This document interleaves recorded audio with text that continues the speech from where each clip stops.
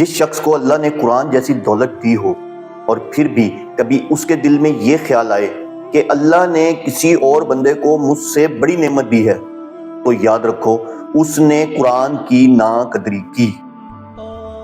کسی ملینئر کو دیکھ کر، کسی ارب پتی کو دیکھ کر، کسی کے عالی شان محل، گاڑیوں اور دولت کو دیکھ کر اگر کبھی دل میں یہ خیال آیا کہ یار اس کے پاس تو بہت بڑی نعمت ہے، تو تم ابھی تک قرآن کی قیمت نہیں جانتے۔ تمہیں پتہ بھی ہے تمہارے ہاتھ میں کیا دولت ہے، وہ کلام جو زمین و آسمان کے خالق نے اپنے بندے سے بات کرنے کے لیے اتارا، وہ کتاب جس کا ہر حرف تمہارے لیے برکت، ہر آیت تمہارے لیے رحمت، ہر سورت تمہارے لیے نجات ہے۔